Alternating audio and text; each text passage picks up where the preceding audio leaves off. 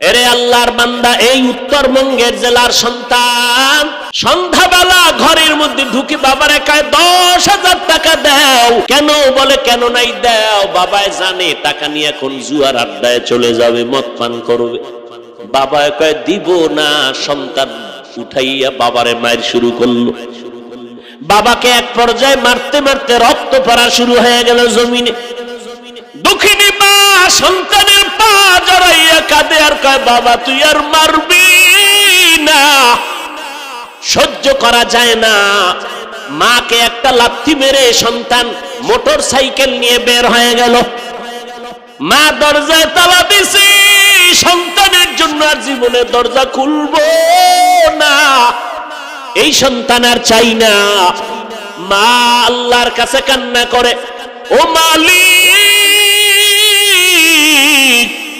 আজকে রাতের মধ্যে তুই পারলে সন্তানের হেদায়াত দেও, না হয় ধ্বংস করে দাও।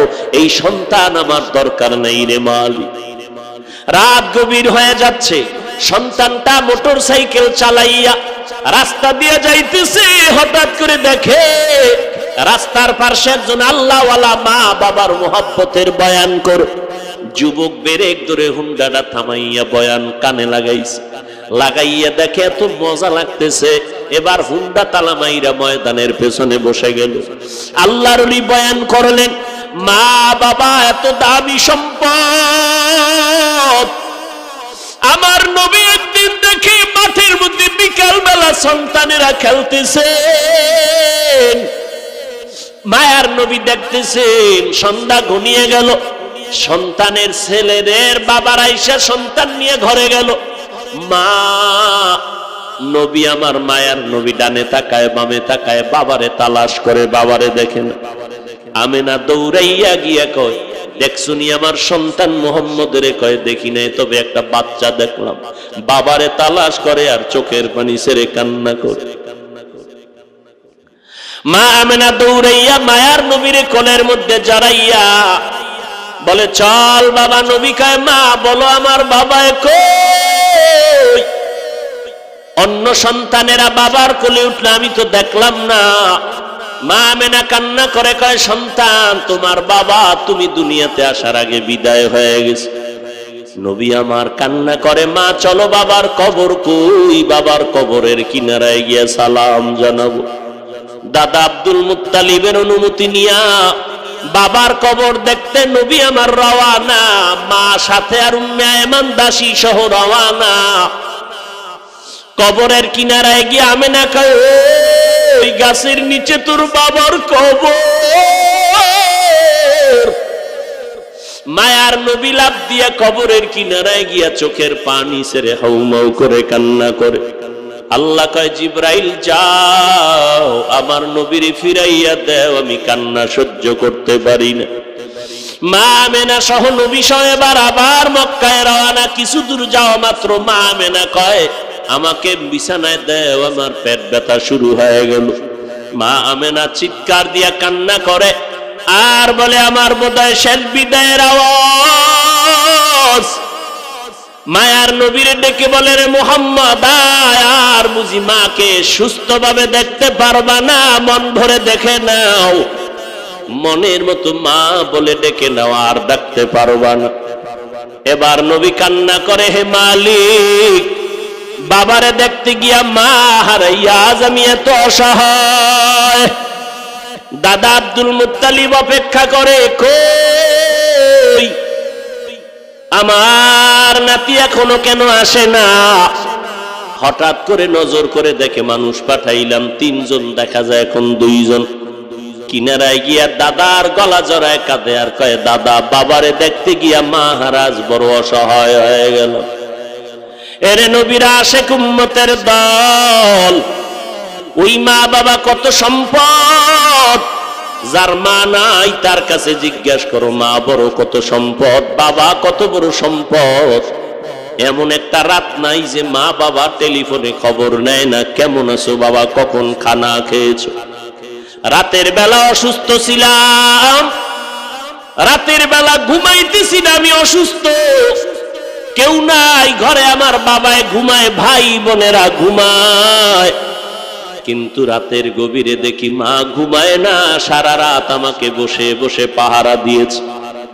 ও সন্তানেরা, ওই মা তোমার আমার জন্য কত বড় সম্পদ। আজকে চেয়ারে বসে বয়ান করতেছি, নিজের কোনো এলেম নাই, আমল নাই, মা বাবার চোখের পানি আর দোয়ার ফসল।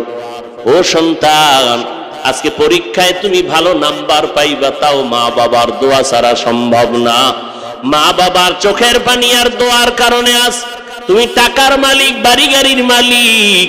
ওই মা বাবার বরদোয়া নিও না রে যুবক।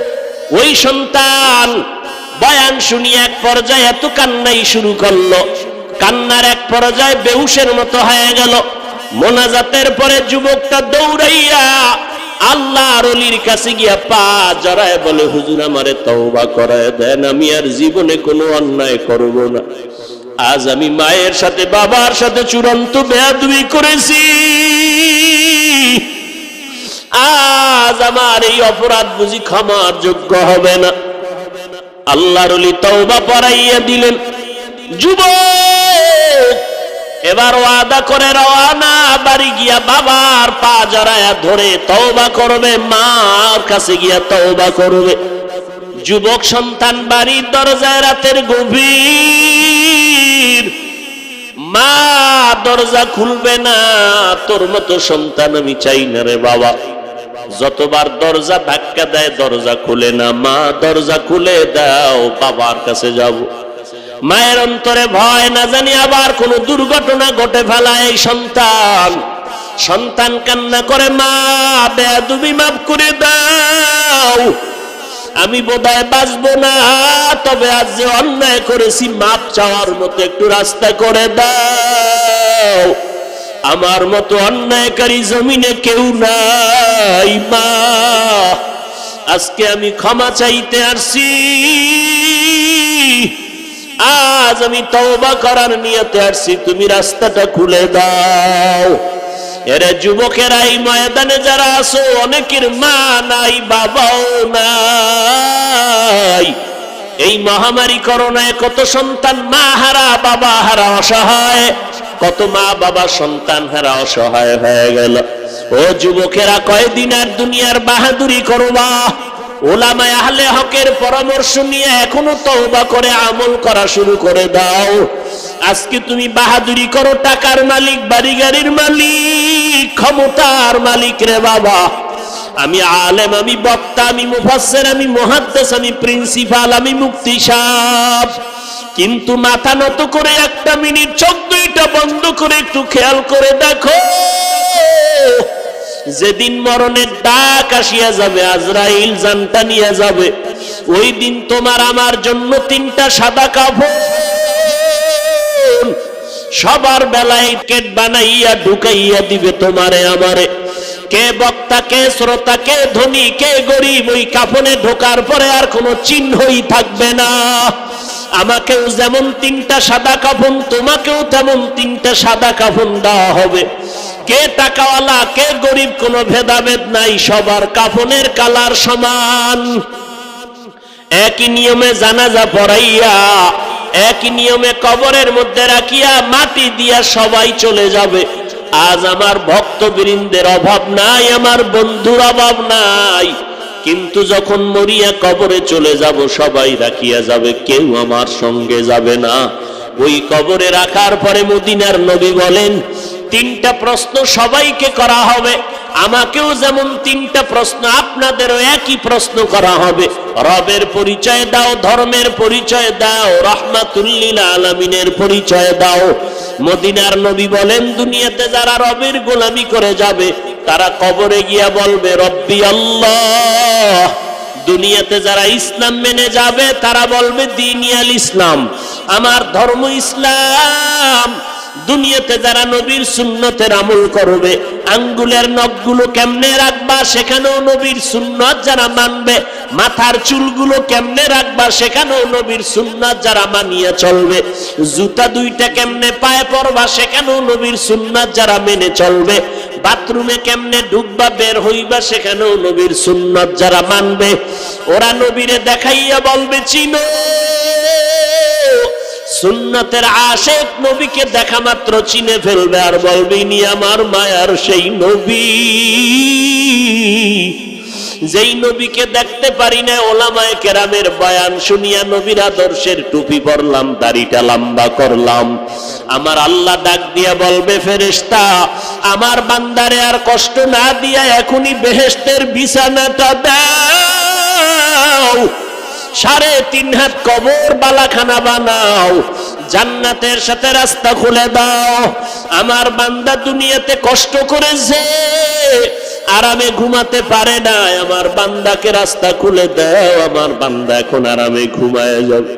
এ যুবকেরা, আল্লাহর কোরআন মিথ্যা মনে করিও না রে বাবা, উলামায়ে কেরামের মিথ্যা মনে করিও না, লক্ষ লক্ষ নবীদের মিথ্যা মনে করি না রে ভাই, লক্ষ লক্ষ সাহাবায়ে কেরামদের মিথ্যা মনে করিও না রে যুবক। ও পর্দার আড়ালের আম্মা জানেরা, ও বৃদ্ধ বাবাজিরা, কয়দিন আর দুনিয়ার রং তামাশা। ও পর্দার আড়ালের মা, আপনারা আলেমের মা, হাফেজে কোরআনের মা, সাহাবায়ে কেরামের মা, আম্বিয়ায়ে কেরামদের মা, এরে আম্মা জান, দুনিয়াটা কিছুই না। আজকে কত আনন্দের মেলা জমাইলেন ঘরের মধ্যে, সন্তান অভাব নাই, টাকা পয়সা বাড়ি গাড়ির অভাব নাই। যেদিন আপনার মরণ আসবে, সাদা কাফনের প্যাকেট বানাইয়া যখন কবরে নিবে, আপনার সন্তানেরা আম্মু আম্মু বলে চিল্লাইয়া কাঁদবে, আপনার জবানে কোনো আওয়াজ হবে না। সবাই আপনার সব কিছু রেখে, কবরের মধ্যে রেখে সবাই আরামে ঘরে গিয়া ঘুমাবে। ও পর্দার আড়ালের মা, আপনারা তো খাদিজা রাদিয়াল্লাহু আনহার মতো নারী, ফাতেমা রাদিয়াল্লাহু আনহার মতো নারী, অথচ নবীর কন্যা ফাতেমা কত বড় দামি, নারীদের সরদারিনী জান্নাতের মধ্যে হবে, অথচ ফাতেমা রাদিয়াল্লাহু আনহার দেহ মোবারক দুনিয়ায় কেউ দেখতে পারে নাই। ও পর্দার আড়ালের মা, মনটা কি চায় না একজন আলেমের মা হইয়া কবরে যাবেন, আদর্শবান সন্তানের মা হয়ে কবরে যাবেন? যদি আপনার সন্তানটাকে আদর্শওয়ালা বানাইতে চান, আপনি মাকে আদর্শওয়ালা হতে হবে। আপনার ব্যবহার, আপনার চলাফেরা, আপনার আমল আখলাক সুন্দর করা লাগবে। স্বামীর মাল হেফাজত করবেন, স্বামীর খেদমত করবেন, ভালো ব্যবহার করবেন, নামাজ পড়বেন, আল্লাহর দরবারে দোয়া করবেন, সন্তান আদর্শওয়ালা হবে, আপনি কবরে গিয়াও শান্তি পাবেন। ও যুবকেরা, কয়দিন আর যৌবনের বাহাদুরি করবা? একটু নজর করে দেখছো যুবকের মরণের খবর এমন কোন দিন নাই যে লাশের খবর নাই। পানির নিচে যুবকের লাশের আওয়াজ, গাড়ির নিচে অ্যাক্সিডেন্টের খবর, লাশটা কার? কয় যুবকের লাশ। ওরে যুবক, এই বয়সে কত বন্ধু বান্ধবের হারাইলাম। ওই অন্ধকার কবরে যাইয়া 3টা প্রশ্নের জবাব যদি দিতে না পারো, মদিনার নবী বলেন, যারা রবের গোলামি করবে না, ইসলাম মানবে না, সুন্নতের আমল করবে না, এদের যখন কবরে নিবে তওবা ছাড়া গুনাহগার হইয়া কবরে যাবে। ওই কবরে 3টা প্রশ্ন যখন করা হবে, রবের পরিচয় দাও, ধর্মের পরিচয় দাও, রাহমাতুল লিল আলামিনের পরিচয় দাও, গুনাহগারেরা কোনো জবাব দিতে পারবে না। নবীজি বলেন, সাথে সাথে আমার আল্লাহ রাগান্বিত হইয়া কবরের ফেরেশতাকে বলবে, রে ফেরেশতা, দেরি না করিয়া এখন কবরে জাহান্নামের বিছানাটা দাও। আমার এই নাফরমান বান্দাকে দুনিয়াতে কম দয়া করি নাই, আমি আল্লাহর দেওয়া পানি ফ্রি ভাবে দিয়া দিলাম, আমার দেওয়া সূর্যের আলো বান্দার জন্য ফ্রি করে দিলাম, আমার দেওয়া চাঁদের আলো ফ্রি বানায় দিলাম, আমার দেওয়া পানি বাতাস আমি ফ্রি করে দিলাম। ও বান্দার জন্য আমার জমিনের ফসল ফ্রি করে দিলাম, গাছের ফল খাইলো, নদীর মাছ খাইলো, এত বড় নিমক হারাম একবারও আলহামদুলিল্লাহ বলে নাই। ওলামায়ে কেরাম পায়ে ধরে ধরে নামাজের দাওয়াত দিত, এক বেলার নামাজেও মসজিদে যায় নাই। এখন আর দেরি করিও না, জাহান্নামের সাথে রাস্তা খুলে দাও। আর একটা না, 2টা না, কবরের মধ্যে 70 থেকে 99টা সাপ এসে ভরে যাবে। আল্লাহ পাক রব্বুল আলামিনের অর্ডার হবে, ও কবরের মাটি, এই গুনাহগার নাফরমানের দুই পার্শ্ব থেকে জোরে জোরে চাপ দাও। এত জোরে কবরের মাটি দুই পার্শ্ব থেকে চাপ দিবে, পাজরের হাড় চুরমার হয়ে যাবে। ও আল্লাহর বান্দারা, জমিন থেকে 9,30,00,000 মাইল উপরে সূর্য, রাতের বেলা সূর্য নাই, এরপর এত গরম লাগে, ঘাম। কিয়ামতের ময়দানে সূর্য মাথার উপরে যখন নেমে আসবে, কেমন করে সহ্য করবা? ওই কবরে জাহান্নামের আগুনের গরম কেমন করে সহ্য করে নিবা? যদি না পারো বাবা, এখনই তওবা করে নাও, আল্লাহর কাছে অন্তর দিয়া কাঁদো, আর আল্লাহকে ডেকে ডেকে বলো, হে মালিক, এই ময়দানে আমার মতো গুনাহগার কেউ নাই। গুনার কারণে আজ আমার হাত না পাক, চোখ না পাক, জিহ্বা না পাক, অন্তর না পাক। আয় আল্লাহ, আজকে আমি তওবার নিয়ত করে ফেললাম। মরিয়া গেলে যাব, হায়াতের মালিক আল্লাহ, ইজ্জতের মালিক আল্লাহ, রিজিকের মালিক আল্লাহ। আজকে থেকে আল্লাহর গোলামি ছাড়বো না, নবীর তরিকা ছাড়বো না, নামাজ ছাড়বো না, বেপরদায় চলবো না, দাড়ি কাটবো না, নবীর তরিকা মতে চলবো, মা বাবার দোয়া নিয়ে চলবো, উলামায়ে কেরামের পরামর্শ নিয়ে চলবো। দেশ ও জাতির বিরুদ্ধে কোনো ষড়যন্ত্র করব না। সবার কপালে তওবা নসিব হবে না, সবাই জান্নাতি হইয়া মরতেও পারবে না। আল্লাহ যাকে কবুল করবেন সেই তওবার দরজায় ফিরে আসবে। ও আল্লাহর বান্দা, আল্লাহকে বলো, আয় আল্লাহ তওবাওয়ালা জিন্দেগি দান করেন। জীবনটা চলিয়ে গেল, আর নামাজ ছাড়বো না, বেপরদায় চলবো না, নবীর বিরোধিতায় যাব না, ওলামায়ে কেরামের পরামর্শ নিয়ে, মা বাবার দোয়া নিয়ে চলবো। তওবা করার যদি অন্তরে পাক্কা নিয়ত থাকে, মুনাফিকি দুর্বলতা না থাকে, যাদের অন্তরে তওবার খাঁটি নিয়ত আছে, ও আল্লাহর বান্দারা, তোমার আমার মতো যুবক স্কুলে পড়ে, কলেজে পড়ে, দাড়িওয়ালা নামাজির অভাব নাই। তোমার আমার মতো যুবক চাকরি করে, ব্যবসা করে, দাড়িওয়ালা নামাজির অভাব নাই। তোমার আমার মতো যুবক শ্রমিকের কাজ করে, কৃষি কাজ করে, ড্রাইভারি করে, দাড়িওয়ালা নামাজির অভাব নাই। তুমি আমি কেন পারবো না? আল্লাহর কাছে তৌফিক চাও, আর দিলটা নরম করো তওবার জন্য। আল্লাহর কাছে বলো, হে আল্লাহ, খাঁটি অন্তরে তওবার নিয়ত করলাম। যাদের অন্তরে দুর্বলতা নাই, খাঁটি তওবার নিয়ত আছে, খাঁটি তওবার নিয়ত যাদের অন্তরে আছে, আল্লাহকে সাক্ষী রেখে দুটো হাত আমার আল্লাহকে দেখাইয়া দাও। আয় আল্লাহ, আমাদের হাতগুলো কবুল করে নেন। যারা তওবার নিয়ত করেছে, তওবা কবুল করে নেন। তওবার উপরে মজবুত হইয়া চলার তৌফিক দান করেন, আমিন। আল্লাহ হেদায়েত দান করেন। ফিতনায় ভরে গেছে ঘর বাড়ি, দুয়ার, বাজার ঘাট, সব জায়গায় ফিতনা ফিতনা ফিতনা। শুধু ধর্ম নিয়ে, ইসলামটারে নিয়ে টানাটানি, রাবারের মতো টেনে এক এক দিকে নিয়ে যাচ্ছে, আর বলে আমারটাই ইসলাম, বাকিটা সব বাতিল, আমারটাই হক, সবারটাই হক। তো বাতিল কই? আহা, কোথায় যাবে মানুষ? তাবলিগে যাওয়া যাবে না, সব সর্বনাশ, ওখানে গেলে সর্বনাশ। কই যাব? পীরের কাছে না যাওয়া যাবে না, চরমনাই যাওয়া যাবে না, হাটহাজারী যাওয়া যাবে না, দেওবন্দি যাওয়া যাবে না, কওমিওয়ালার কাছে নয়, তাবলিগে নয়, যাবো কই? কেন ওদিকে যাওয়া যাবে না? তো আমি বলি, ঠিক আছে, 1 মিনিটের জন্য টাঙ্গাইলের মানুষের সামনে মেনে নিলাম, জীবনে তাবলিগে যাব না, কসম আল্লাহর, মেনে নিলাম 1 মিনিট।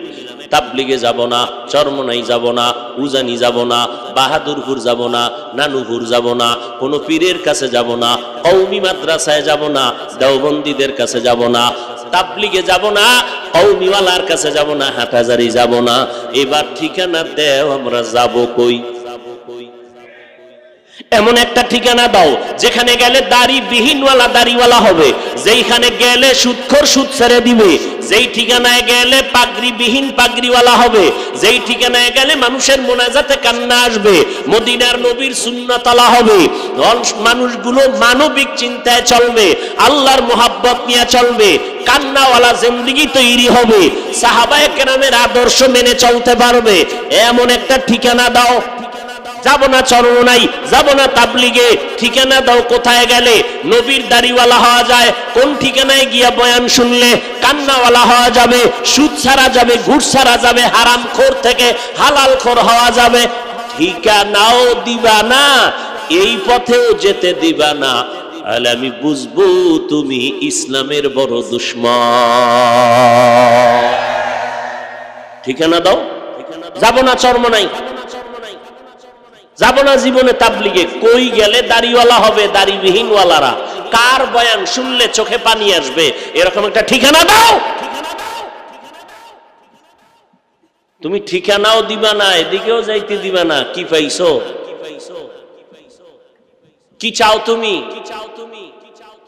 উম্মতকে নিয়ে তামাশা করো, সারা দিন রাত পায়ে ধরে ধরে ধরে ধরে মানুষকে পায়ে ধরে বলি ভাইজান নামাজ পড়েন, পর্দা করেন, হালাল খান। পায়ে ধরে ধরে বুঝাইতেছি একটা কথা উল্টা যেন না হয়।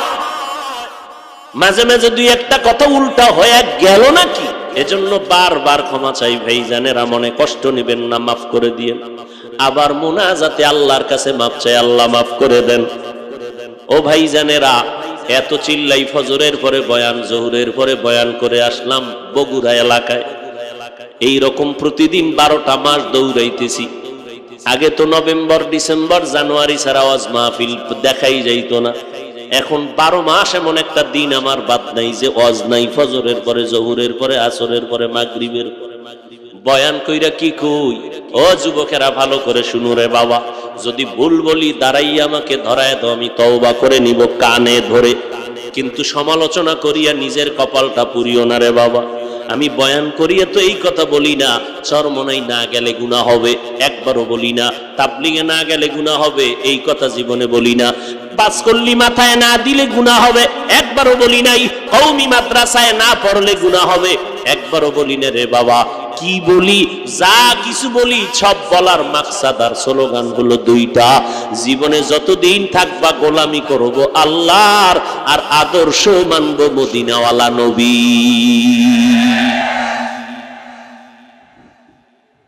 গোলামি করব আল্লাহর, আদর্শ মানব মদিনাওয়ালা পয়গম্বরের। আর কারো আদর্শ মানা যাবে না, কোনো পীরের আদর্শ মানি না, কোনো নেতার আদর্শ মানি না, আদর্শ মানি মদিনার। গোলামি করব আল্লাহর, আদর্শ মানব মদিনাওয়ালা নবীর। কিন্তু কপাল খারাপ, আমি আল্লাহরে চিনি না, নবীরেও চিনি না, কোরআন বুঝি না, হাদিস বুঝি না। এখন কেমনে আমি গোলামি করব, কেমনে নবীরে চিনব, কেমনে নবীর আদর্শ মানব? আমার জন্য পথ হলো যারা নবীর তরিকা মতো চলে তাদের কাছে যাও। এইরকম তাকওয়াওয়ালা আল্লাহওয়ালার কাছে যাও। তারা তোমাদেরকে সুন্নতের বয়ান করবে, তোমাদেরকে নামাজের বয়ান করবে। এ টাঙ্গাইলের মুসলমান একটু বলেন, তাবলিগওয়ালাদের কারণে, চরমনাইয়ের কারণে, পীর মুরিদির কারণে, কওমিওয়ালাদের কারণে, দেওবন্দি হাটাজারিওয়ালাদের কারণে এই বাংলাদেশে কি পরিমাণ মানুষ, বুঝে শুনে বলবেন, গাঞ্জাখোর হয়েছে,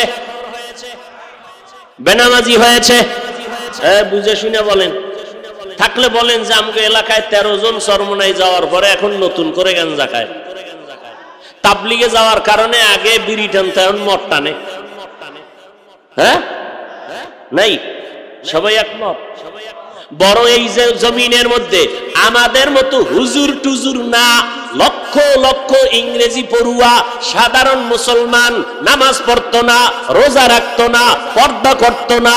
চরমনাই, দেওবন্দি, হাটাজারিয়ার আহলে হক ওলামা, পীর মাশায়েখ আর তাবলিগে যাওয়ার কারণে আজকে পর্দাওয়ালা, নামাজি, দাড়িওয়ালা সরকারের টাকা চুরি করে খাইতো, এখন নিজেও চুরি করে না, কাউকে করতেও দেয় না। তাহলে তাবলিগওয়ালারা, এই পীর মুরিদি যারা আহলে হক, এরা ভালো করছে না খারাপ? সবাই একমত? অতএব ফাইনাল অ্যান্সার, যারা ফেসবুকে চরমনাই আল্লাহওয়ালা, উজানি আল্লাহওয়ালা এইরকম তাবলিগ কওমিদের বিরুদ্ধে ফেসবুকে লেখে আর উম্মতের বিভ্রান্ত করে, তারা ভণ্ড। বলো তারা কি? তাদেরকে যারা ভণ্ড বলে না তারাও ভণ্ড। আল্লাহ হেদায়াত দান করুন। আরো জোরে বলেন। একটু আগেই কিন্তু বলে গেছি, গোলামি কার? না কোনো পীরের? আদর্শ মদিনার, আদর্শ মদিনার, না কোনো পীর সাহেবের? কোন পীরের আদর্শ মানা জায়েজ নাই, আদর্শ মানি মদিনার। কথা ঠিক? আমার আল্লাহ আসল, আমার রসুল আসল, আর এই দুই আসলকে যারা মানবে তারা আমার আপন। আমার পীর সাহেব আমার আপন, আসল না। আসলকে, আসলকে এক আমার আসল আল্লাহ, দ্বিতীয় আমার নবী। আমার মা বাপ আপন, আসল না। ভাই আমার আপন, আসল না। ওস্তাদ আমার আপন, আসল না। পীর আমার আপন, আসল না। ওলামায়ে কেরাম আমার আপন, আসল না। আমার পীর, মা বাবা, ওস্তাদ, ভাই বোনেরা আপন কতক্ষণ? আমার আসল মেনে চলবেন যতক্ষণ। আসলকে, দ্বিতীয় নবী, এই দুই আসল মেনে যারা চলবে তারা আমাদের আপন। এই দুই আসল যদি দেখি আমার আব্বা মানে না, আব্বা আমার আপন না। এই দুইটা আসল যদি দেখি আমার পীর মানে না, খোদার কসম আমি ওই পীরকেও মানতে পারি না। এর থেকে সহজ বয়ান আর কি আছে? শিখায় দাও, শিখায় দাও। এর থেকে আর সহজ কেমনে বলা যায় বলো? আমরা পীরের গোলামি করি, তাহলে আমাদেরকে বাঁকা নজরে দেখো কেন? আবার কিছু বললেই বলে হিংসা করি, হিংসা করি, হিংসা করি। খোদার কসম ভালো করে মনে রাখবেন, এই কথা জীবনে ভুলবেন না। ভণ্ডদের বিরুদ্ধে, বাতিলের বিরুদ্ধে কথা বলা ঈমান, এটা হিংসা নয়। রাসূল বাতিলের বিরুদ্ধে বলেন নাই, সাহাবায়ে কেরাম বলেন নাই, তা আমরা বাতিলের বিরুদ্ধে বলবো, হিংসা নয়। এটা ঈমানের তাগিদে বলি, হিংসার নজরে না। আরে হিংসাই যদি করতাম তাহলে পাঁচকল্লি টুপি মাথায় দেওয়ার পরে অন্য টুপির বিরুদ্ধে বলতাম। বলছি? হ্যাঁ, যদি অন্তরে হিংসা থাকতো লম্বা জামা পরার পরে অন্য পোশাকের বিরুদ্ধে বলতাম, কোনোদিন বলি নাই। যদি অন্তরে হিংসা থাকতো, কওমি মাদ্রাসায় লেখাপড়া করেছি, আলিয়ার বিরুদ্ধে বলতাম, স্কুল কলেজের বিরুদ্ধে বলতাম, কোনোদিন বলি নাই। বরং আমি চ্যালেঞ্জ করে বলি সব ময়দানে, ওই স্কুল কলেজের যুবক, স্কুল পড়ো, কলেজে পড়ো, কোনোদিন স্কুল কলেজ ছাড়বা না। কেউ বুঝাইলো ছাড়বা না, ভুলো মাদ্রাসায় আসবা না। এটা আমার চ্যালেঞ্জ। যারা স্কুলে পড়ো, কলেজে পড়ো, কেউ বুঝাইলো তোমরা স্কুল কলেজের লেখাপড়া বাদ দিয়ে মাদ্রাসায় জীবনেও যাবা না। দোয়াও করি, চ্যালেঞ্জও করি, বুঝাইয়াও দিয়া যাই রে বাবা, কারণ আমার মাদ্রাসায় তোমার ছেলে লাগবে না, তোমার সন্তান আইসা ডিস্টার্ব করার দরকার নেই। আমার মাদ্রাসায় আলেম ওলামা, পীর মাশায়েখের অভাব নাই, ইমামের অভাব নাই, মুত্তাকি অভাব নাই, মুফাসসির মুহাদ্দিসের অভাব নাই। কিন্তু আমার সোনার বাংলায় মুসলমান আদর্শওয়ালা ডাক্তারের অভাব, ইঞ্জিনিয়ারের অভাব। আমার দেশে মুসলমান ডিসির অভাব, মুসলমান আদর্শওয়ালা এসপির অভাব, ওসির অভাব, এমপির অভাব, মন্ত্রীর অভাব। অতএব তুমি স্কুল কলেজে পড়ো, আদর্শওয়ালা ডাক্তার হও, আদর্শওয়ালা ইঞ্জিনিয়ার হও, আদর্শমান ডিসি হও, আদর্শমান এসপি হও। আর যদি আমার সোনার বাংলাদেশের প্রত্যেকটা জেলায়, থানার মধ্যে ওসি, ডিসি, এসপি মুসলমান আদর্শবান হইতো, কোরআনের বয়ান করতে আমাদের কোনো পেরেশানি লাগতো না। তাহলে মুসলমান তুমি স্কুলে পড়ো, কলেজে পড়ো, আদর্শবান ডাক্তারের অনেক দরকার, আদর্শবান ইঞ্জিনিয়ারের বহু দরকার না? দরকার না? বহু ডাক্তার আছে আদর্শ নাই, বহু ইঞ্জিনিয়ার আছে আদর্শ নাই, নবীরে গালি দেয়, ইসলামের বিরুদ্ধে কথা কয়, আলেমের বিরুদ্ধে কয়, আছে না নাই? বহু ডক্টর আছে, লাভ কি? আদর্শ ঠিক নাই, নবীর তরিকা মতো চলে না, আলেম ওলামারে সম্মান করে না, নবীর আদর্শ মতো চলে না। চলে না তো চলেই না, কেউ যদি চলে তাও পছন্দ করে না। অতএব স্কুল কলেজে পড়ো রে বাবা। আমি স্কুলের বিরুদ্ধে বলি না, কলেজের বিরুদ্ধে বলি না। ও নবীর আশিক, আল্লাহওয়ালাদের সোহবতে থাকো, উলামায়ে আহলে হকের পরামর্শ নিয়ে নিজের কলবের ইসলাহ করো, অন্তরকে ধোলাই করো। বলে কতক্ষণ? অন্তর ধোলাই হবে না যতক্ষণ। অন্তর ধোলাই করার জন্য বান্দা তুমি উলামায়ে আহলে হকের সংস্পর্শে যাও। আমি মাঝে মাঝে বলি, আমরা মুরব্বি আল্লাহওয়ালারে মাইনা চলতে গিয়াও লাইনে থাকতে পারি না, মাঝে মাঝে ধোকায় হইরা যায়। আর যাগো কোনো মুরব্বি নাই, এগুলো উপায় কি? কথা বুঝেন?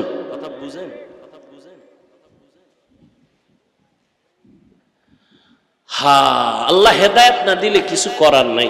আবু জাহিল্লা 13 বছর নবীরে দেখলো, বয়ান শুনলো, কালেমা হাতের মুষ্টিতে পাথর নিয়ে কয়, মোহাম্মদ যদি বলতে পারো হাতের মুষ্টির মধ্যে কি আছে, এক্ষুনি মোহাম্মদ তোমারে নবী মানবো। নবীকে আমি জানি না। জানো না কেন? আমি গাইবের মালিক না। গাইবের মালিক কে? গাইবের মালিক আল্লাহ। আমি মোহাম্মদ জানি না তোমার হাতের মুষ্টিতে কি আছে। এবার নবী কয়, এই হাতের মুষ্টিতে আমার চাচা আবু জাহালের হাতের মুষ্টিতে যা আসো, তোরা একটু আওয়াজ দে তো। পাথরগুলো কালেমা পড়া শুরু করলো। সুবহানাল্লাহ। না ওই গজবের মোবাইল নিয়ে ব্যস্ত, এর কপাল পুরাটা পোড়া, ওই বাড়িতেও ভরা, এহেন এও ভরা। পাঠার কপালে সিঁদুর লাগে না তো? ওয়াজ শুনতে আসছে, এখানে এইসব মোবাইল নিয়ে ব্যস্ত, যে ঠিক মতো বয়ানটা শুনবে, দিল নরম করবে, একটু চোখে পানি নিবে, খবর নাই। মোবাইল নিয়ে তাকায় আছে, ছবিটা উঠলো নি, রেকর্ড হইলো নি। আর ওই জিনেরা তাকায় রইছে, এই মোবাইলটা নিলে আমার চলবে নি, দেরি কর, মোনাজাতের পরে সাইজ হয়ে যাবে। লজ্জা শরম না থাকলে এর হাজার বয়ানও কাজ হবে না।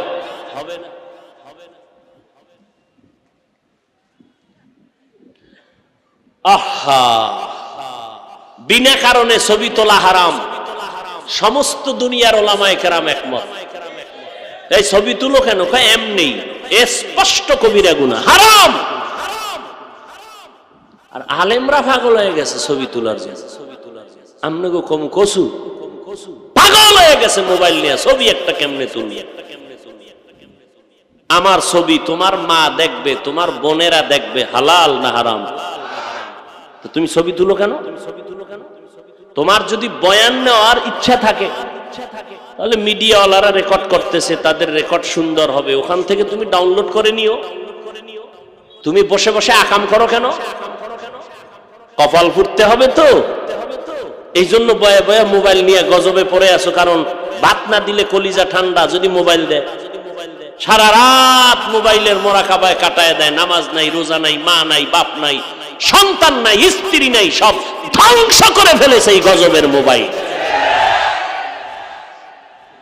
চরিত্র পর্যন্ত ধ্বংস হয়ে গেছে। চেহারার দিকে তাকাইলে মনে হয় তা মানুষ না, কুকুর শুয়ারের থেকেও খারাপ হয়ে গেছে। আব্দুল্লাহ ইবনে আব্বাস বলেন, মানুষ নেক কাজ করলে 5টা পুরস্কার নগদ পায়। কপালের মধ্যে দেখা যায় তার নূর। আর গুনাহ করলে তারও 5টা শাস্তি। এক, কপালে দেখা যায় তার গুনার প্রকার, গুনার অবস্থা।